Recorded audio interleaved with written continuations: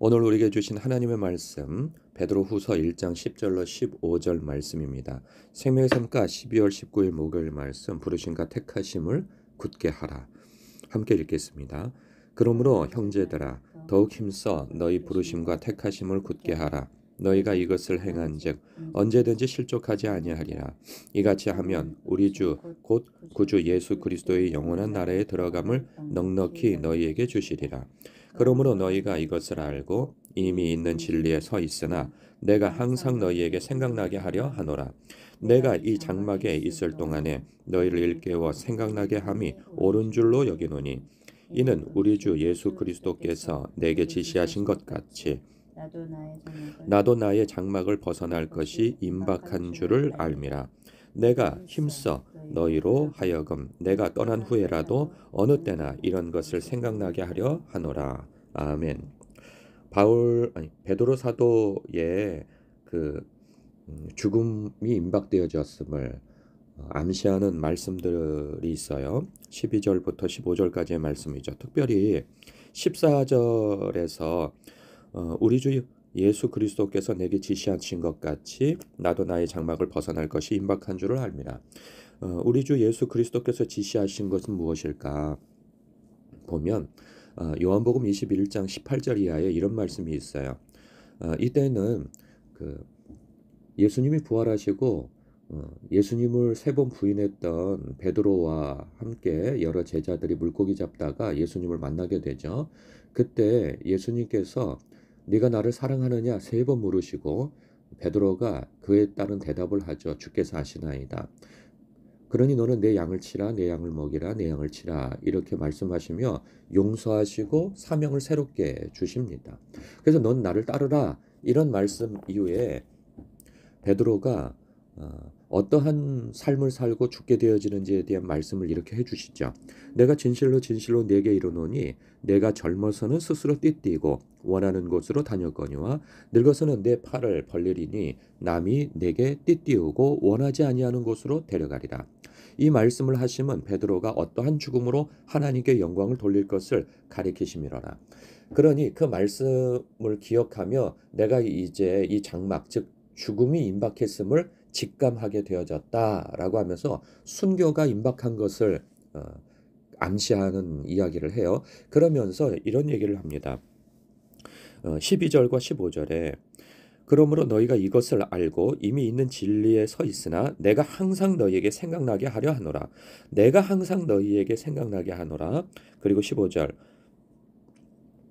내가 힘써 너희로 하여금 내가 떠난 후에라도 어느 때나 이런 것을 생각나게 하려 하노라. 내가 떠난 후에라도 이런 것을 생각나게 하는 것. 그 내용은 저 앞서에 있죠. 10절과 11절인데 형제들아 더욱 힘써 너희 부르심과 택하심을 굳게 하라. 더욱 힘쓰고 굳게 하여서 부르심과 택하심을 굳게 해야 할 그것이 무엇인가? 이 내용은 앞서 있었던 말씀들이죠. 그러니까 신성한 성품에 참여하는 것입니다. 그러니까 하나님의 성품에 참여하는 것이 되는데 4절에 보면 이런 말씀이 있어요. 보배롭고 지극히 큰 약속을 우리에게 주사, 영생이죠. 썩지 않고 쇠하지 않고 더럽히지 않을 기업, 그 영생, 천국을 약속받은 자로서 이 약속으로 말미암아 정욕 때문에 세상에서 썩어질 것을 피하여 신성한 성품에 참여하는 자가 되게 하려 하셨느니라. 그러니까 하나님의 성품에 참여하게 하시려고 하나님께서 우리를 예수 그리스도 안에서 구원해 주셨다는 거죠. 그게 우리에게 복음이라는 거예요. 그래서 너희가 더욱 힘써서 너희 믿음의 덕을, 덕의 지식을, 지식의 절제를, 절제의 인내를, 인내의 경건을, 경건의 형제 우애를, 형제 우애의 사랑을 더하라. 이런 것이 너희에게 있어 흡족한즉 너희로 우리 주 예수 그리스도로 알기에 게으르지 않고 열매 없는 자가 되지 않게 하려니와 이런 것이 없는 자는 맹인이라 멀리 보지 못하고 그의 옛죄가 깨끗하게 된 것을 잊었느니라. 그러므로 형제들아 더욱 힘써 너희 부르심과 택하심을 굳게 하라.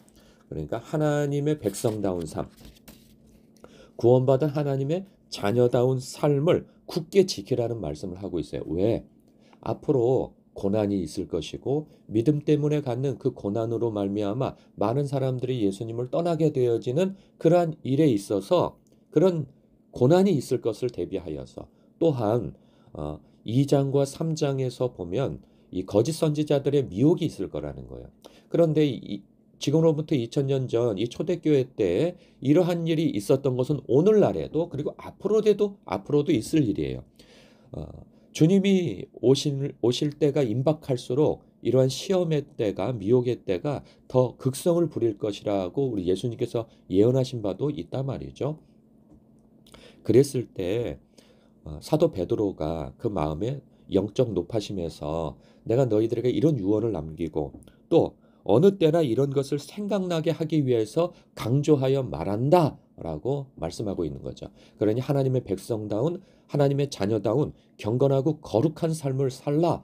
복음을 마음에 담고 그리고 너희의 시선을 하늘에 두고 이 땅에서 발을 딛고 살되 이 땅이 전부인 것처럼 살지 말라. 하늘의 소망을 가지고 이 땅을 살라라고 하는 그 권면을 해주고 있어요. 그러면서 우리에게 주어진 그 영생이 천국이 얼마나 영광스러우며 그것이 우리에게 좋은 것인지를 강조하고 있어요. 그러면서 이런 것을 생각나게 하려 함이라. 그러니 너희는 거룩하게 살라, 경건하게 살라, 하나님의 백성다운 삶을 살라. 이런 것이 묵상되어집니다. 제가 이제 목사로서 교회에서는 목사로서 집에서는 아버지로서 아이를 기르고 교회에서는 성도님들을 양육하죠. 목양을 합니다. 제가 부재가 되어질 수가 있는 거죠. 살다 보면 저희 자녀들에게 있어서 부재가 되어지는 때가 있을 수 있고 그리고 성도님들에게 있어서도 제가 어느 순간에 부재가 되어질 수 있죠. 죽을 수도 있다는 거죠. 그것이 순교가 될지 자연사를 하게 되어질지 사고사가 되어질지 사람은 다 누구나가 주님 앞에 도적같이 서는 때가 있단 말이죠. 그러한 때를 생각할 때 내 자녀들에게는 바로 더욱 힘써 너희 부르심과 택하심을 굳게 하라. 너희가 이것을 행한즉 언제든지 실족하지 아니하리라.